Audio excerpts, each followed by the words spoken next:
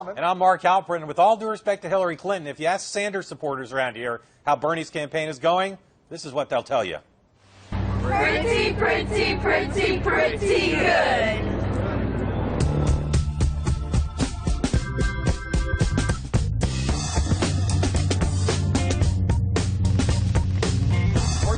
That's the important part of the Pretty good show here for you tonight outside the Thomas Cooper Library on the campus of the University of South Carolina here in Columbia, where we sat down with Bernie Sanders earlier today. We'll show you our conversation with him about the Supreme Court and much, much more a little later in the program. But first, Bernie on Bubba. In case you missed it on President's Day, here's what Bill Clinton said about so-called Bernie momentum and it having a similar effect on the Democratic Party as the Tea Party movement of yesteryear had on Republicans. A claim the former president made in Riviera Beach, Florida, yesterday. It's not altogether mysterious that there are a lot of people that say, well, the Republican Party rewarded the Tea Party. Just tell people what they want to hear, move them to the right, and we'll be rewarded, except they didn't get anything done. Then that's going on now in our party. So today we asked Bernie Sanders to respond. I want to ask you about something Bill Clinton said yesterday. He seemed to compare your supporters and your movement to the Tea Party. He said the Tea Party leaders just told people what they wanted to hear. They didn't get anything done, and they were politically polarizing. And he said that's what's going on in our party now. I'm wondering what you think of the comparison between you and the Tea Party. Well, I think it's unfortunate, and I think some of the things that President Clinton has been saying are unfortunate. I do understand, obviously. He's trying to do his best to get his wife to win the nomination and become president. I understand that. My wife is doing her best to try to get me to become president, but we should not be making silly remarks. Is there a comparison? No, there's no comparison. Well, just on the question, again, we've discussed this with you before, this skepticism that you're telling people things that they want to hear, but that you couldn't get them done. Yeah, I am telling people what they want to hear. People want jobs. They want health care. They want educational opportunities for their kids. They want to deal with climate change. They want the wealthiest people to pay their fair share of taxes. Yeah, that's what I'm telling people. And on every one of those issues, that is exactly what the American people want. Now, what the right wing says is what the American people really want is to cut Social Security and give tax breaks to billionaires and cut Medicare and Medicaid. And by the way, according to the right wing, climate change is a hoax. The difference is what I tell people is what I believe to be true, what is true. And you check the issues. You look at the polling. Do the people want the wealthiest folks in this country to start paying their fair share of taxes? You know what? Establishment may not like that. It is true. Do people think that we should make public colleges and universities tuition free? Yeah, they do. Should we raise the minimum wage? Yeah, that's what the American people want. So what we are doing is maybe saying to the American people, it's about time that the Congress listened to you and your needs and your demands. So just to put a button on this, it's fair to say you would reject Bill Clinton's comparison. I think it's fair to say. Again, we'll have more with our discussion. Bernie Sanders, a lot more topics later in the program. Bernie Sanders often spends time in the Russell Senate office building on Capitol Hill. Today, though, he was at a different Russell building, the Russell House, here on the USC campus. Here's how his afternoon went. He spoke to students who couldn't get into the main event, telling them in an overflow room that a win here would send a message to the rest of the country. Then he was introduced by the daughter of Eric Garner at a town hall in a small auditorium. And then he went up a flight of stairs and sat down with us in a conference room that looked sort of like the boardroom of The Apprentice. We started our conversation talking about race. I'm wondering how you compare the agenda aspiration of Black Lives Matter and other civil rights groups today with the civil rights movement of the 1960s. Well, let me just, before I answer that, say that when we started this campaign, as you know, we were like 3% of the polling nationally, way behind in Iowa, way behind in New Hampshire. We made up a lot of ground. We started this campaign, I think 60, 70 points down in South Carolina, almost no support from the African-American community. We still have a long way to go, but I think any objective observer would say we have made up a whole lot of ground. In terms of your question, I think I was fortunate enough, honored, if you like, as a young man to be at the March on Washington with Dr. King, which, as you may recall, was called the March for Jobs and Freedom. Jobs and freedom. And what King understood is you needed both. To live in a free society, you needed to have income. You needed to have economic dignity, as well as legislation and law, which guaranteed you political freedom. That was the twin fight that he waged. I think where Black Lives Matter have played a very, very important role in reminding many of us, those in the white community especially, that we really don't understand fully what goes on in African-American communities in terms of relationships to police. And I think what we have seen now in recent years is the American people, black and white, getting tired of seeing unarmed people killed by police officers when they should not have been killed. We are tired of seeing African-Americans arrested at much higher levels for the same crime than whites. So I think there is now a focus in Black Lives Matter on criminal justice, on asking why we have so many people in jail, why the rate of recidivism is so high, why we are still combating police brutality, why we have militarized police departments, why police departments around the country don't look like the diversity of the communities they're serving. So those are, some of the differences. I want to follow up on that. You said in the debate the other night in Milwaukee that in some ways you thought a Sanders administration would be better for race relations than the Obama administration has been. And you made an argument about economics that ties into the answer you just gave about why the improving economy for African Americans would be part of the reason. Just explain, if you can, what's your analysis of why it is that race relations have not improved more in the last 7.5 years, 7 full years under Barack Obama. A lot of African Americans who feel this very strongly, that we've not come as far as they expected under the first black president. What's your analysis for why that happened? Well, it's a good question, John, and I don't fully know the answer. What I do know is that the African American community is tired of police harassment. The African American community is tired of seeing their people, African Americans, arrested 4 times as often as whites for possession of marijuana. They are tired of seeing schools in black communities deteriorate. They are tired, by the way, and this ties together with the economy, of seeing the country make significant gains after the Wall Street crash, but yet the African American community has not made those kinds of gains. But does President Obama bear some responsibility? I don't want to get into criticisms of President Obama. He has faced enormous obstructionism in his 7 years. He's facing it today because he wants to exercise the constitutional right to appoint a Supreme Court justice. This has gone on for years and years. Yes, President Obama is not perfect. I don't know anybody who is. He has tried. If you want to look at blame, look at the unprecedented level of obstructionism we've had from the Republican Congress in the last 7 years. You raised the question of the replacement for Justice Scalia a few moments ago. Let me ask you about this. You said the other day that anybody who you appointed to replace Justice Scalia or anybody on the Supreme Court would have to be an opponent, would have to be in favor of overturning Citizens United. You made that comment just the other day. Right. Basically, there's a litmus test, essentially, I think, if you're saying that would be. So how is that different from the litmus test that Republicans apply if they say we'll only appoint a Supreme Court justice who is for overturning Roe v. Wade or has a certain position on affirmative action? Is there a difference between those kinds of litmus tests? Look, I'm not a great fan of litmus tests. And I could tell you, well, gee, I want a Supreme Court justice to read everything I've ever written and to say publicly they will support that. That's not what I'm saying. But what I am saying, this issue of Citizens United is so significant, is so fundamental to the future of this country. This is democracy. And right now, what we are seeing in this campaign are people like the Koch brothers, Wall Street, and other billionaires buying elections. And if we allow them to buy elections, then everything else doesn't matter because you don't have a democracy. So this is one issue, that I am saying, I want my nominee to be loud and clear that he or she will vote to overturn Citizens United. It goes without saying, I am pro-choice. Not terribly likely that I'm going to be nominating somebody who is anti-choice, etc.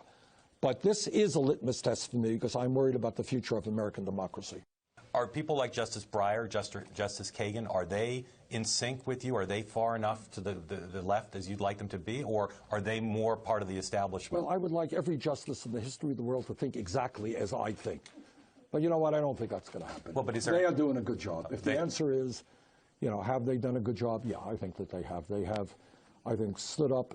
I think one of the differences, they are actually living in the real world, know what's going on in the real world, and understand thoroughly the Constitution is a living document. So you think that people want to say, what would a President Sanders do? What kind of people would he nominate?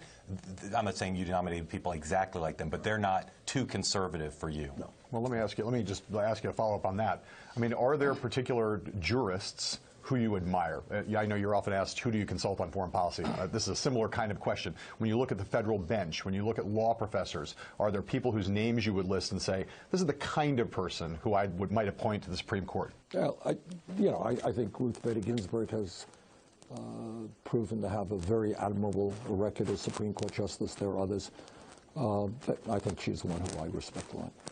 Again, thinking about you now, as people are increasingly as a possible president, I'm wondering whether you think it's ever appropriate for a president to publicly lie to the American people.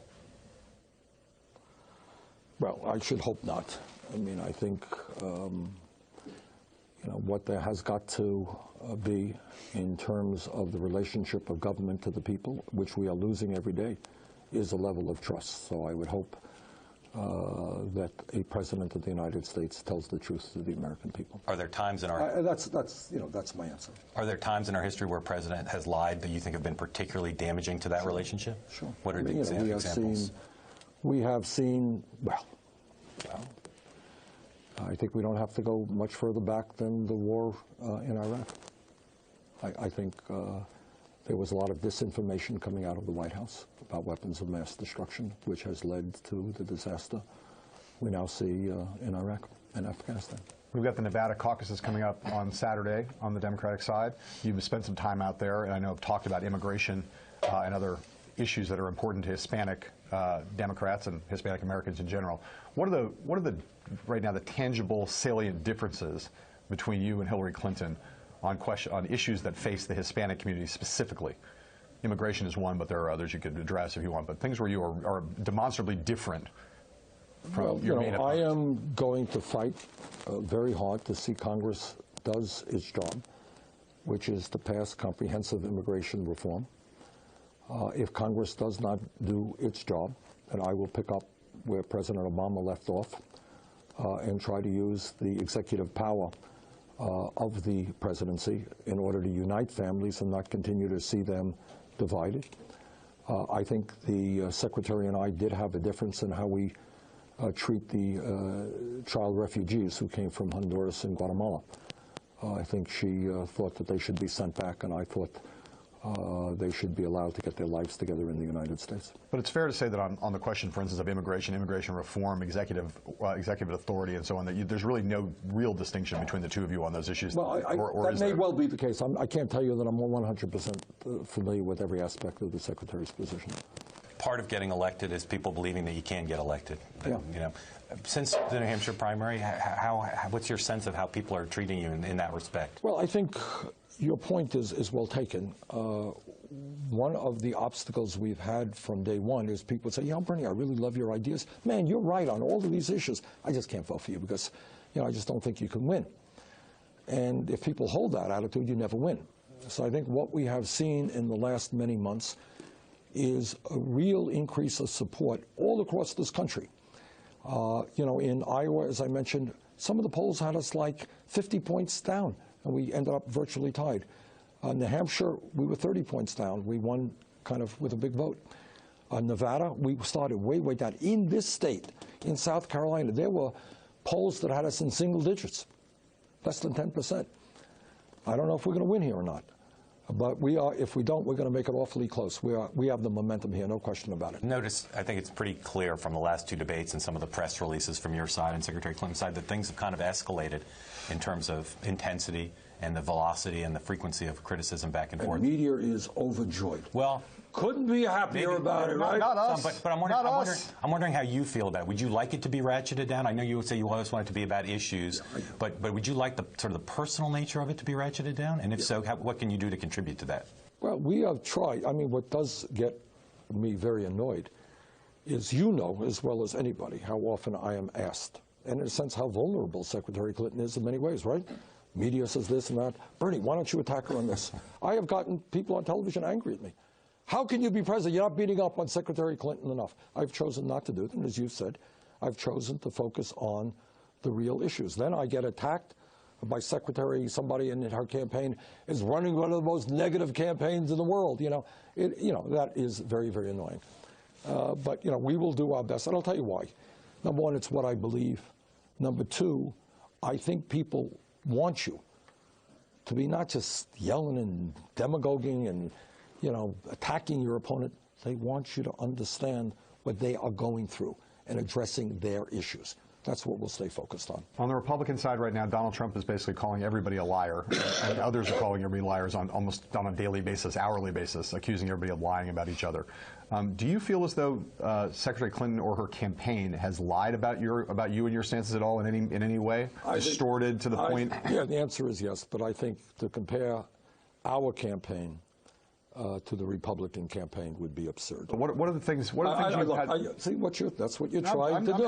I'm asking you to say if there are things that you've been there are areas of your campaign where you feel as though your positions have been misrepresented. Lie is a strong word, right? That's a provocative word. Or misrepresented. Yeah, I mean the idea that I, as somebody who has fought for universal health care for his entire career, that I want to do away with people's health care. So the implication being that if you're on the Children's Health Insurance Program, I'm going to take it away and leave you without anything. Or you're on Medicaid, I'm going to do away with it. Obviously, what a Medicare for All is about is providing health care to all of our people, without deductibles, by the way, stronger health care for all of our people. When the Secretary puts an ad on implying that Bernie Sanders is attacking Planned Parenthood, I happen to think Planned Parenthood is one of the great organizations in this country. I'm a huge fan of Planned Parenthood. I want to increase funding for them. I'm not attacking them. That I'm protecting the gun lobby. Yeah, really? I got a D- voting record from the NRA and may well have lost an election early in my career because my opposition, the opposition that came from the gun people. So yeah, there have been distortions, but I think it has thankfully not reached the level of where the Republicans are at. I just want to take you back quickly to this process question of attacks and the escalation, because your campaign does put out press releases on a pretty regular basis that are critical of her. Yes. So there's a choice always. Do you fight back? Do you participate in the back and forth? Again, I'm just wondering whether you're comfortable with this level of back and forth that your campaign participates in, or whether you'd like to see it ratcheted down. If we get attacked, we're going to respond. If somebody says that I am attacking Planned Parenthood when I happen to think it's one of the important organizations in America, and I'm a strong supporter of it, of course we will respond. So, if we're attacked, we will respond. But I would hope and believe that what the American people deserve is a discussion of the issues of importance to them, and also, nothing wrong with this, the differences of opinions that the Secretary and I have, our voting records. She voted for the war in Iraq. I voted against it. If I make that point to you, is that being negative? I don't think so. Are you also proving to voters that you're tough enough to fight back politically, and Democrats can say, this is a guy who's standing up to Hillary Clinton, we can put him in the general election? Is that happening? Hey, you're looking at somebody who's taken on every special interest in the United States of America. I don't think people have to worry about my toughness. But be tough is one thing, to be rude, to run an ugly negative campaign, that's something else. What do you right now, as you head into these next couple contests and beyond? What do you fear right now, or what worries you? What concerns you? What is amazing, and you got to be in this process to really appreciate it. Of course, I knew it intellectually, but emotionally, it's something else. In my whole life, I've run for office in the state of Vermont.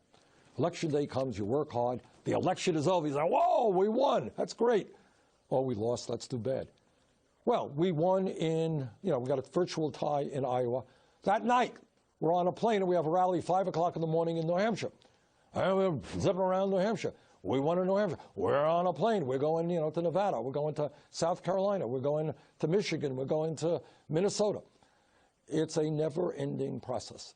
And at the end of the day, what it's about is not just winning or losing New Hampshire, Iowa, South Carolina. It's accumulating delegates. So we have some very smart people right now who are figuring out delegate counts, how many delegates we need to win this thing. And we're going to be paying attention in those communities. And a lot of them are coming up on March 1st and soon after. So your fear is what? What was your fear? What do you worry about? I understand that that was a compelling description of what's been happening to you, but what do you fear? I guess I'm not afraid. I guess to answer your question, now that I think about it, it just means there's a lot of work and we have to do it well. I mean, you're juggling. It's not just focus. You're running, 15 elections simultaneously. Hard enough to run for the U.S. Senate from Vermont. To run 15 simultaneously is not easy. So I hope and believe that our team is doing a great job, and we're just going to work on it. So I'm not afraid. It's just an awesome challenge. That's all. Apart from physical collapse, you fear? Well, that above, yes. That in addition to that, right? That's, but we're feeling pretty good.